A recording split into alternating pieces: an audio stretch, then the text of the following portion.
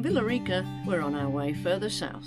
Instead of taking the rather boring Highway 5, we drive along the Ruta Interlagos that connects the country roads from Lago Villarica to Lago Calafquén, and then on to the small beach village of Choshuenco on Lago Panguipulli, and then to Puerto Fuy on Lago Pirihueico. Near Panguipulli, we're lucky to see the harvesting of the largest cranberry fields outside the USA, before continuing our route around Lago Ranco and then further south to the amazing Osorno volcano, where we spend an afternoon and a spectacular full moon night right on the top car park by the ski lift station. Afterwards, we drive around the Osorno volcano to Petrohue and another place further south before driving along the shorelines of Lago Llanquihue to Puerto Varas. It's also a week with the most halos we've ever seen. We got to Lago Calafquén. It's a few kilometers before Villarica. I get confused with all these names here. They all start with a C or a Q. The Ruta Interlagos is 1,920 kilometers long and links 22 lakes in southern Chile and is made up of 6 tourist road circuits. Today we're on the S8EP Lagos circuit that connects 7 lakes in the Panguipulli region. This is Mirador Toledo. It's a really nice picnic area actually. Would be a very good spot to stay overnight as well. There's no signs here that you're not allowed to stop. It's a big mirador right next to the lake.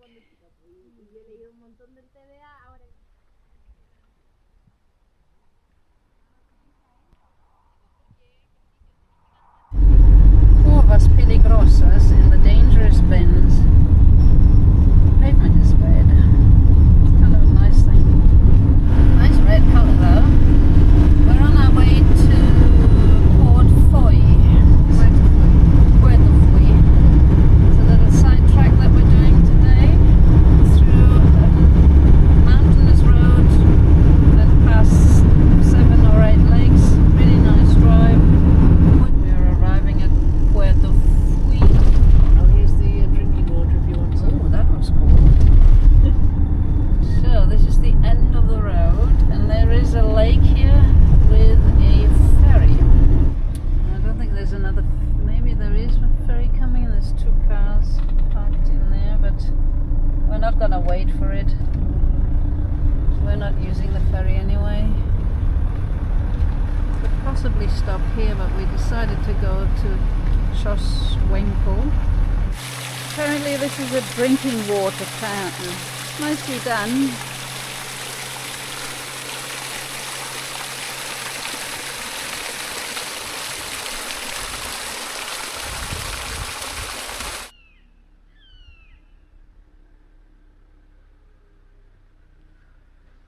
There's a lovely lava beach here.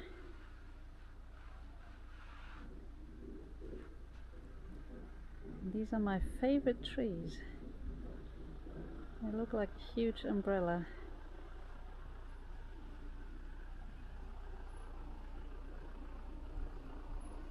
This board tells a story about this ship behind me. It was actually built in Germany in 1907 and got transported during the First World War between 1914 and 1917 to Chile.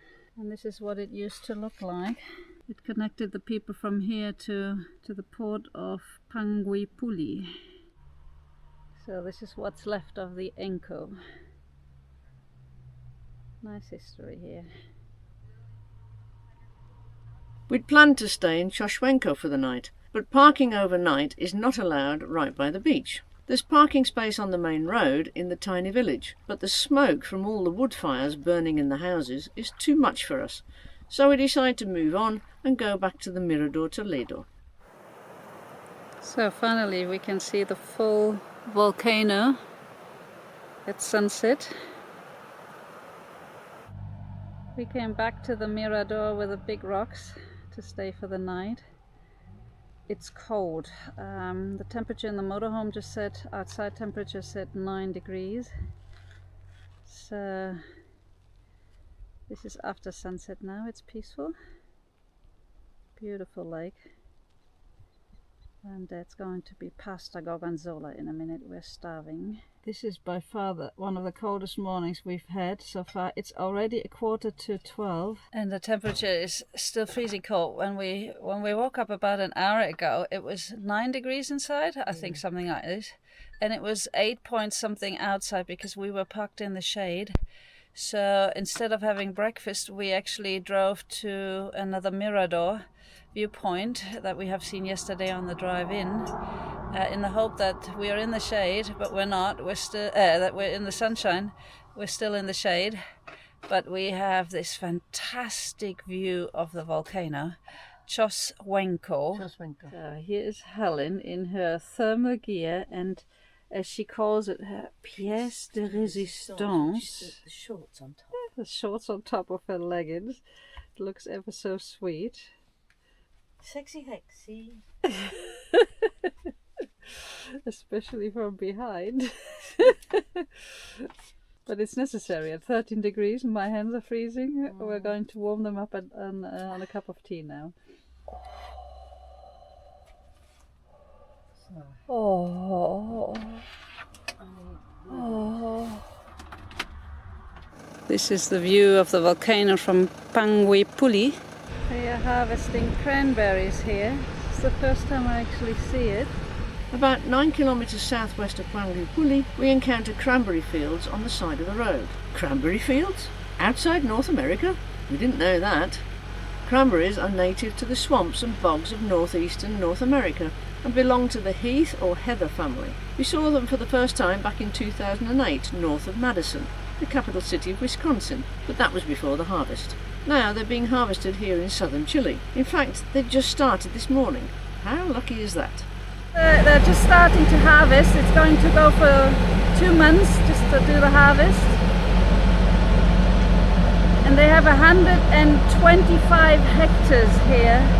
These fields belong to Cran, Chile, the world's leading producer of cranberry and the only one that has managed to commercially grow it outside of North America.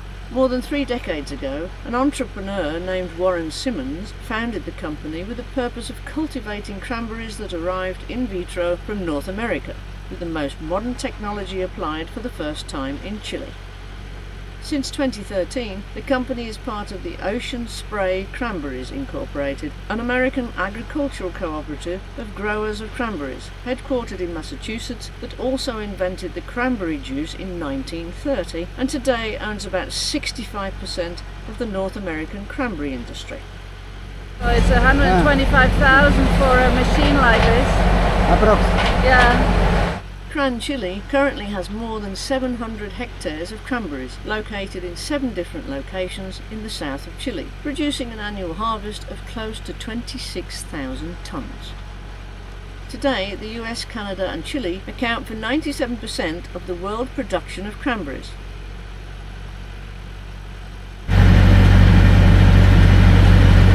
Marcelo is the operation manager and he's just giving me all the information. So this machine goes over the field here. They're always moving forward a bit.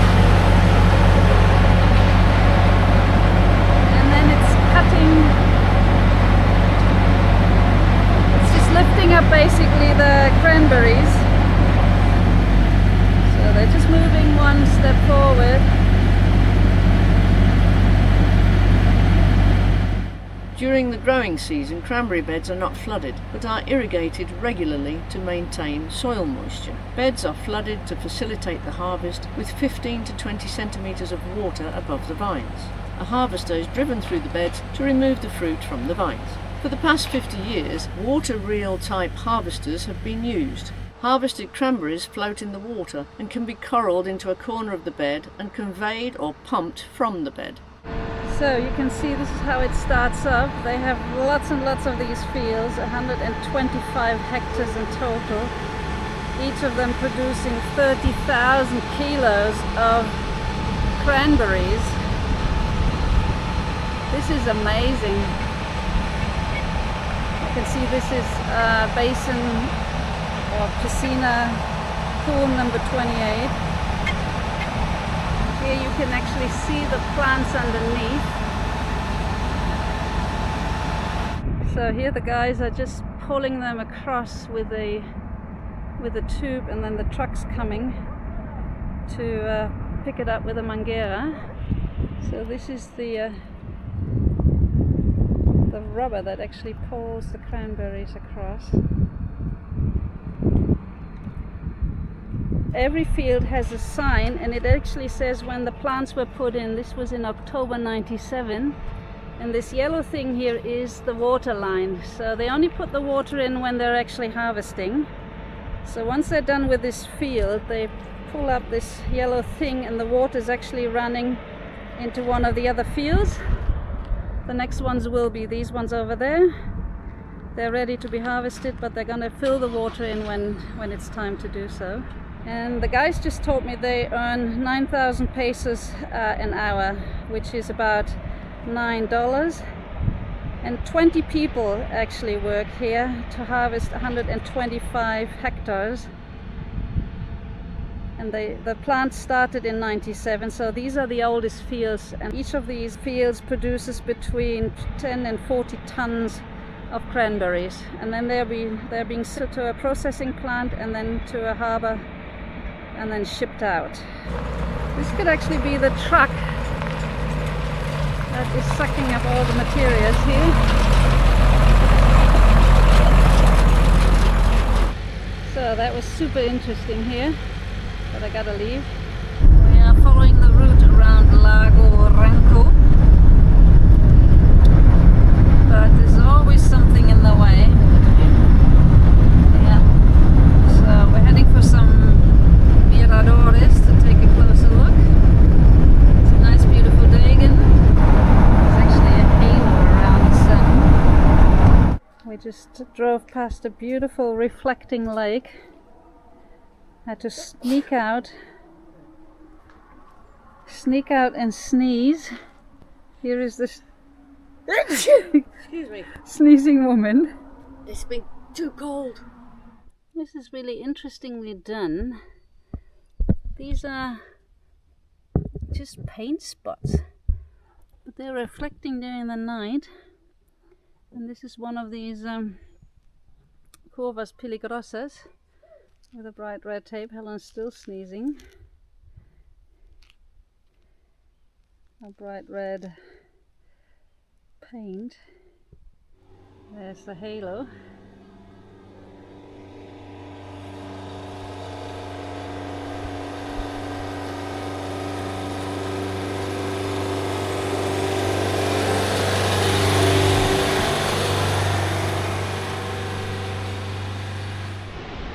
Salto Nilahue.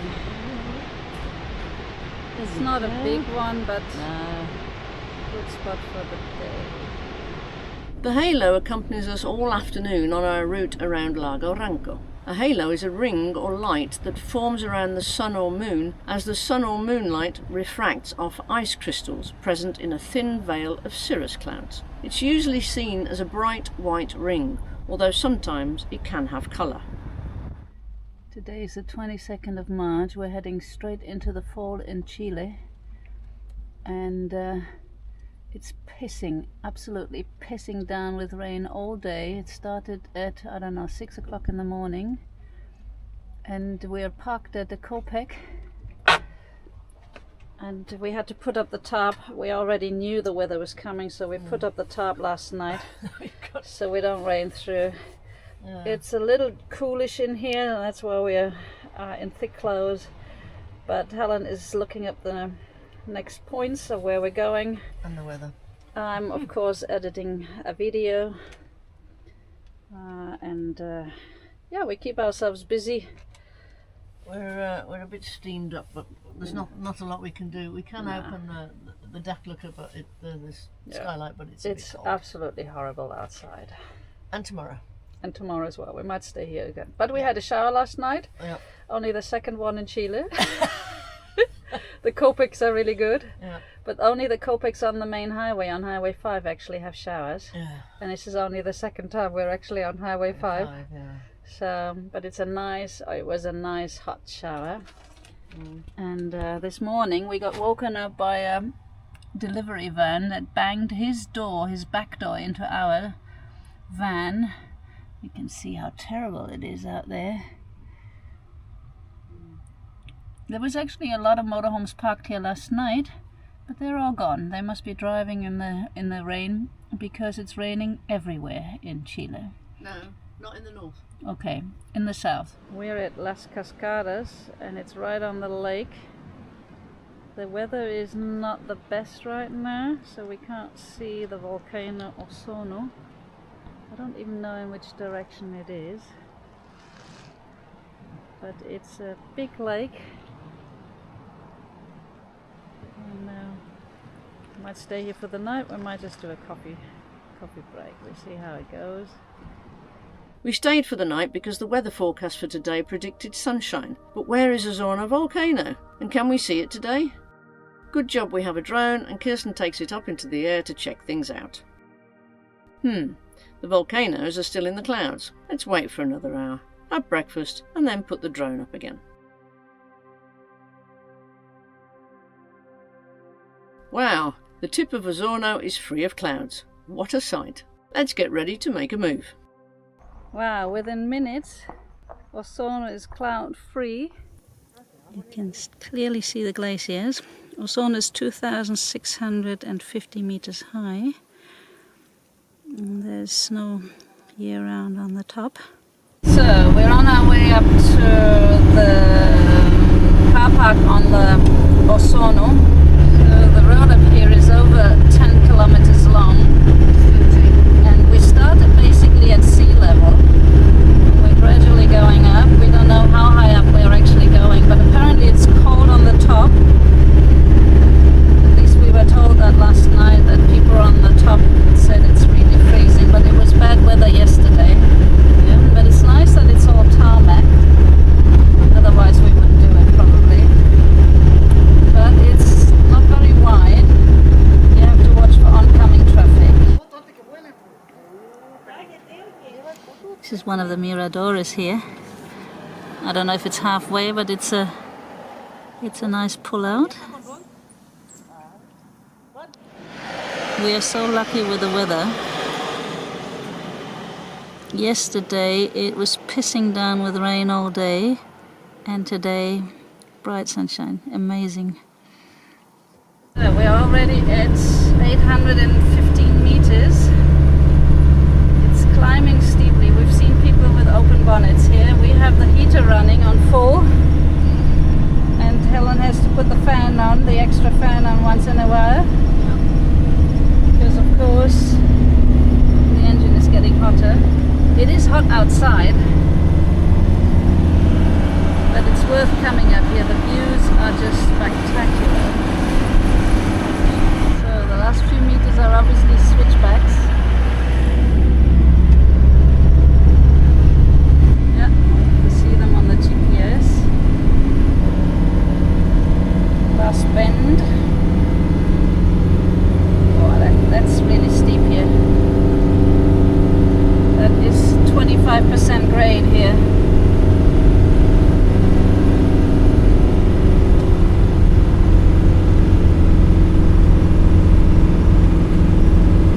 We two can do it. We're at 1,064 meters from sea level, within 10 kilometers. Cooler air up here, that's really nice actually. Here we come.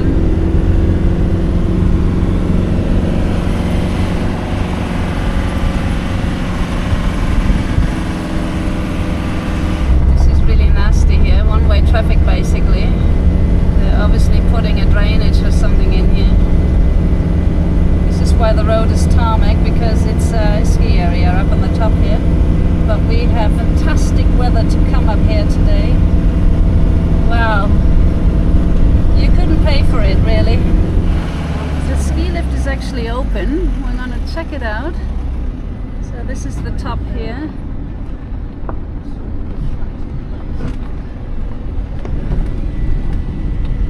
Lots of people are parked up here above the clouds. Spectacular spot. Good job we came up here today. Not quite on the edge, maybe go behind him here in the middle section. In case something is sliding, we're not right on the edge. This is the car park here and the ski area. I don't know how far we can actually go up on the lift, but we will try it out. So the story is we're walking because they wanted 27,000 for the whole run. There's 2 gondolas. The first one would have been 17,000. And for 60 and above there's a discount, but of course not for foreigners. That's something that pisses us off. Yeah, it does, doesn't it? Yeah. Because it's 60 or 60. It'd be $54. Just to go up the grandma and grandpa way. The grandmas are walking. Yeah. So, because it's only about a kilometer up a path here, and we just met some young kids. They said it's easy. The views are perfect. It's not cold. And they said once you are around the bend, it's basically on the same level. So we decided to be sporty and just walk it and enjoy the fabulous views. Because 27,000 for 2 times 2 is $50. Or must more than $50. No way. Well, you have to add on 10%. Yeah. So it's $59, $60. And Helen would have gone nearly half price for 60 and above. And we don't get that because we're foreigners. That's not nice. No. So you can walk a shortcut up to the other gondola station, but of course we're going the long way around. We like hiking.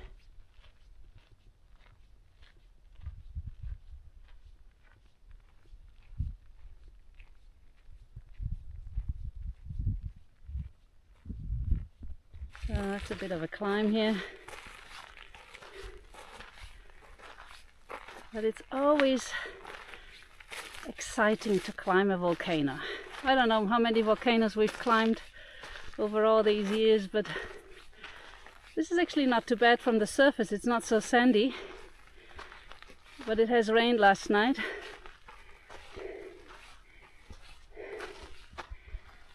This is a black lava field and it's actually steaming a little bit on the top. The volcano side is steaming here. Yeah. How cool is that? We've got hot lava underneath. Yeah. And the views are fantastic. They are amazing.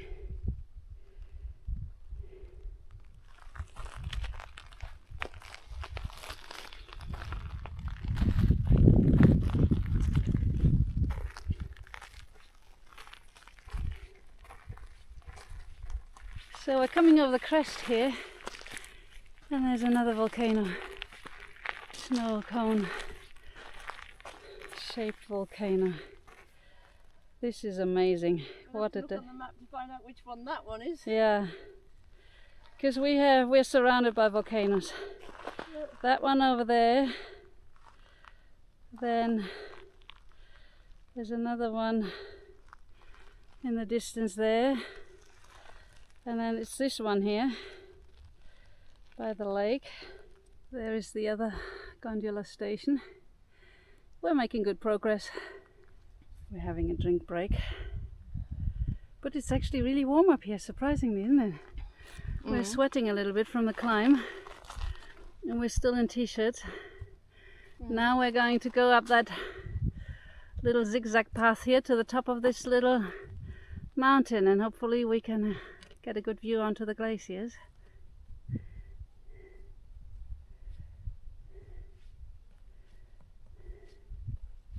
It's a good exercise, isn't it? Yep.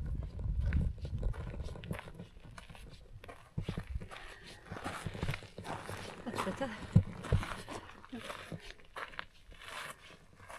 It'll be a while before we get to the top, but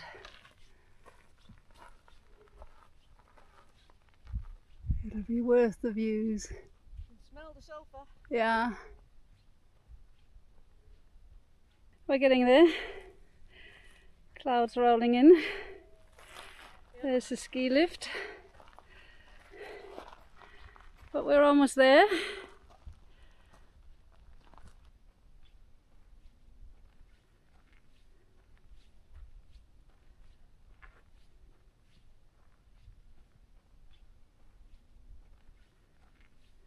The clouds are coming now.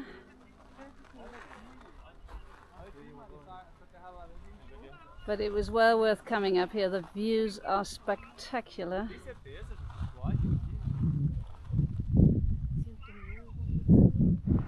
We can see those walking paths here, but they're completely destroyed. Some of them are. This is the other gondola station. It goes 400 meters up near the glacier. Apparently you have a very good view of the lake and the other side of the lake. But $60 for 2 people? I don't think so. But the view from up the top here is just incredible. Screaming kids, of course.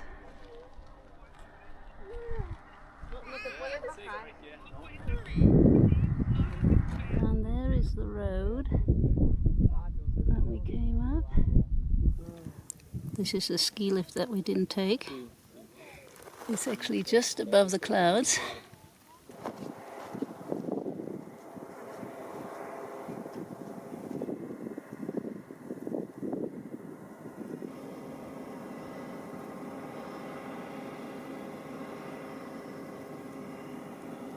Now we've got the path to ourselves. It's just the noise from the gondola station here. But the clouds are gone now, and we can see the lake. The views are just, can't get enough of them. And we're tiny compared to this giant in the background. We did see some climbers at the station below, but I don't see anybody on the mountain at the moment. I just want to say I'm in heaven. This is just amazing. It's one of the best volcano days we've had in Chile so far. Here's this little crater, and behind it Calico, Calepo. I can't remember the name of the volcanoes. Hoje é domingo, para aproveitar amanhã, segunda, terça e quarta aqui ainda no sul. Now we're going down. That could be an ass over tea kettle job as well. It looks quite steep. There is our path. Alan's doing the right thing. She's going a little bit sideways. But I guess the last eruption went this way. It's almost like a tunnel going down here. This is just amazing. Look at these views. How they look so tiny compared to this landscape. This is a slim ledge here that we have to cross. And it's warm. We're in t-shirts and shorts. Yesterday it was cold and miserable. We can't believe the weather, can we?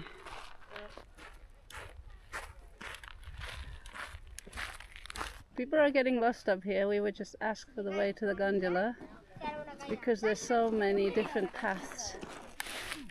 So it's actually easy to go down. You just dig your heels in and then you can just easily walk down. Up is the problem here. Slip sliding. But down is not a big deal. Helen's already a little further. We're having so much fun here. There comes the mountain goat. Now she's off running. Bye bye.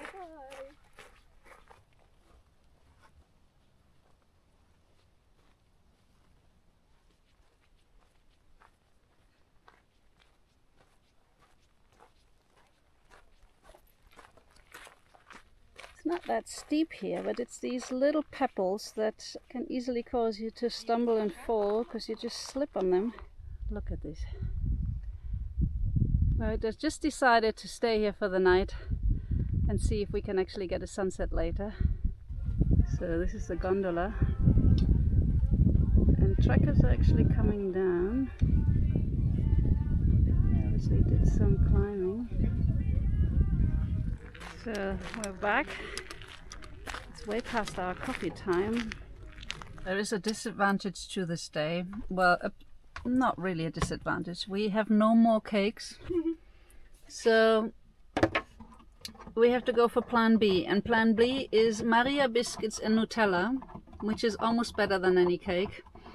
And I have these shortbread cakes that I also love when we're in Canada. They're biscuits. They are devastatingly good. And the coffee's in the making.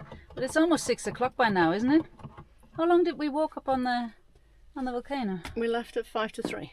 5 to 3, and it is now? It's 17:25, so we got back at about 10 past 5. So 2 hours and 15 minutes roughly. Yeah. Good exercise. We're not done yet. Maybe we go back again. Yep. But coffee first. Yep. Osorno is 2,652 metres high and can be seen from the entire province of Osorno. Its imposing conical shape looms over Lago Llanquihue. Though in geological terms it's still considered an active volcano, there's been no volcanic activity in over 100 years. It last erupted in 1869. With 11 eruptions recorded between 1575 and 1869, Volcán Osorno is one of the most active volcanoes of the southern Chilean Andes. It sits on top of a 250,000-year-old eroded stratovolcano called La Picada, with a 6-kilometre wide caldera.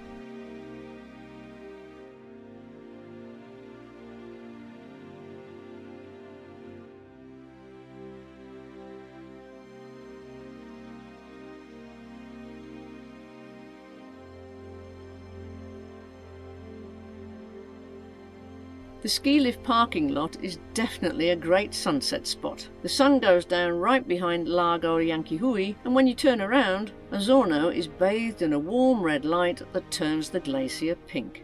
After sunset, everybody's leaving, and it's only us and another camper that spend the night here. And what a night it is.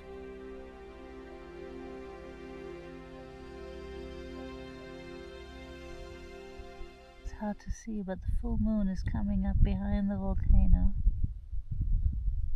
Good job we slept up here. I didn't sleep very well, but I think it was, I had my twitchies again. I don't know what it was, but it wasn't even cold, but it was very quiet and peaceful. And if we would have stayed down here where we were before, we would be in the clouds now. That was a super day and super night, wasn't it? Mm-hmm. It certainly was. I'm just opening. We get a bit of a cloud mix here, but it looks still fine. Car park is filling up. It's a lot better light for the volcano in the afternoon, because this morning it's kind of in the this side is not lit up by the sun. Great place to go, a must in Chile. We're going back down the switchbacks with this fantastic view. This is actually a lot steeper than you think. Helen is in first gear. We're just rolling down to save the brakes. Because it's 13 kilometers. I would say it's a 20% incline here, just to go up onto the car park. And obviously in the winter the road is being pummeled by cars because they have to repair it. Yeah, snow chains, because it's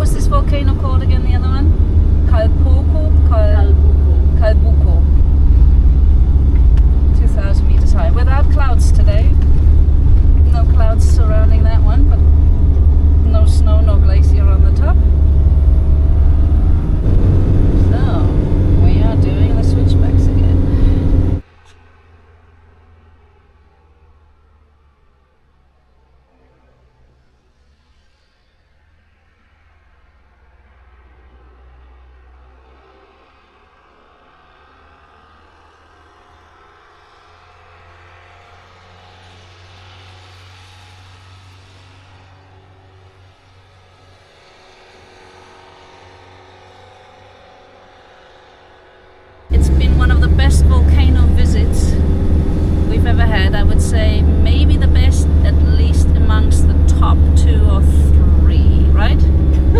Well, we've only been to 3. We're on our way to Petrohue. This is Osorno on the other side. Wow, there's a lot of lava that came down here, or ash. This is apparently a waterfall, but you can tell already by the gate here. Costs money. Or rapids. More like rapids.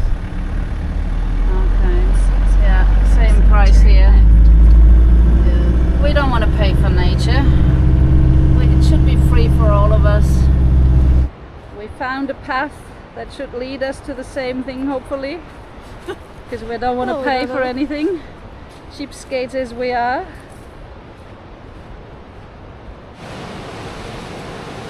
There's one part of rapids here. In our house shoes, we gotta climb back up to the road. Found a spot.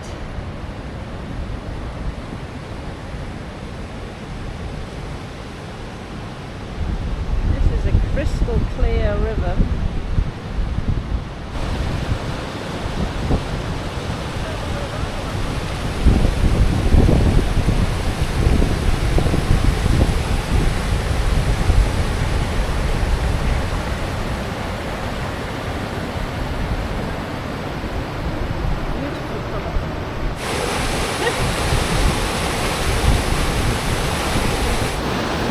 Wow, we get a halo as well.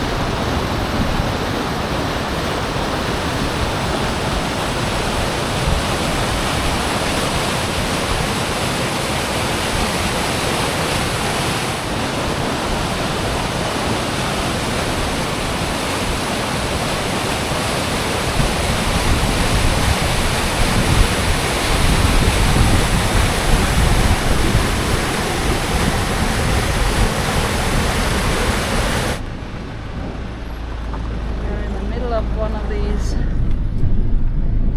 Whoa! Oh, no, we have to stop. This is the second halo in 1 week. Unbelievable how lucky we sometimes are. We have a caracara right in front of us. He just doesn't want to leave, but he got what he wanted off the road. Chewing gum. Chewing gum? Okay, keep going slowly past him. He seems to trust us. Huh? Are you trusting us? Ciao. We got hit by a rock the other day and couldn't find it actually. It was a pickup truck that threw a stone at us, and now, maybe because of the temperature differences, we have quite a bit of a crack here. So we arrived at Lago Todos Santos. We're going to take a look at the town of Petrohue. But look at those beautiful clouds. Amazing. Volcano Osorno. And there is a lava stream or whatever it is all the way down to the lake here. We couldn't fit on this car park, so we had to move through the lava here out to the other side. Here's the beautiful lake. And they're boats tours, and I just asked 2 Chilenos how much it is, and they said 2,000 for the 2 of them for half an hour. We asked for us, they want 6,000 per person. First they started at 10,000. Yeah, first they started at 10, now they want 6, then he went down to 5. We said no meal, they didn't want that. Well, then they'll get it. We hate this kind of thing. What's the difference between them and us? It's just money making, and we don't support anything like this, do we? No. We're completely pissed off by these kind of things, really, aren't we? We call them thieves and robbers. Yeah. It's a nice place though.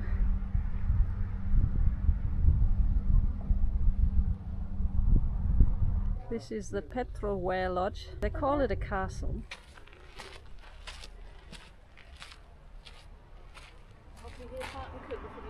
Yeah. This is a 4-star hotel. It's been built 20 years ago and it costs $290 including breakfast here a night. For two, yeah. Looks really rustic but really It has nice. a swimming pool. Yeah. Swimming pool, A spa, sauna hot tub. and hot tub. Hot tub and sauna. Helen is impressed. One day we're coming back and then we're gonna enjoy the leisure luxury here. Yeah, we are in Petrohue Way. here. We've driven down, there, we went up there, Yeah. then we came down this nice road here and we're there. Now you can get a boat across here, there's a hotel, another hotel, Petrohue. Then you can get a bus, goes across here. You get another boat. And then you can get the bus to Bariloche. Bariloche. It's a shortcut. And that the other volcano that we did see, Tronador, how high is it? It's 3491. Okay, that's the one we saw from the... Here is Villa La Angostura. Ah, So yeah. this is our route. This that is where we're going we over the normally- pass, yeah. we come this way to get over the pass back to Argentina. back to Argentina. Now that was really nice, wasn't it? We got a free entrance. Yeah, we got a free entrance and we could take a look. We could ask our questions and now we're going through the beautiful gardens back to Vinny 2. It's not quite as luxurious than the hotel here, but we love it anyway. So, this is the other commercial part of the lake, or of the town here. Still a halo up there. We're on the way to Ratun. Still a perfect day for the grandma tour that we love so much. Yeah, this is the bridge. This is the same river, Petrohue. This is the delta of the river, Petrohue. And it looks like there's a lot of reed in the lake here. I wasn't allowed to enter this place here, but this is a salmon farm basically. But the guy who's managing it, he said it's not in operation right now. Otherwise, over there where the pools are, the young ones are in, and once they get a little bigger, they are getting transported to sweetwater or freshwater lakes. Because this is connected to the ocean here, it's salty water.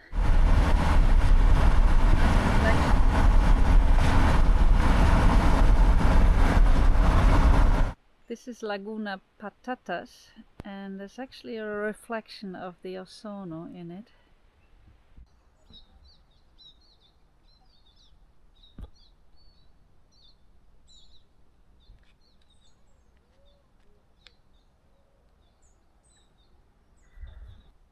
This is the Mirador here. It's a peaceful spot.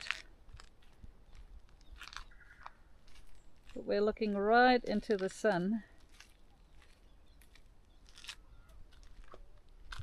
On our way to Puerto Varas, we can see a reflection of Osorno in the lake, a perfect final shot of one of the most fascinating volcanoes on Earth. Even after more than 20 years of living full-time in a motorhome, we can still get excited about what Mother Nature has to offer. We're getting our windscreen repaired. He's going to do it at one spot and then at the other. Takes about half an hour and costs us 40,000. So we're doing it at 2 points at the end point, although it's already running a little further here, just by him drilling it. So now he's drying one spot and he's gluing the other. But we're happy. We had a one-stop shop. We got our windscreen hopefully repaired. You never know, but it looks good. Cost us $40, but it's better than a new windscreen that cost $400. Yeah. And we managed to fill up with some drinking water with the guys. And some kebabs. I went shopping at Jumbo in between and saw that there was a toilet in the shopping center, so I was able to empty our toilet, which is always a struggle. So we got that all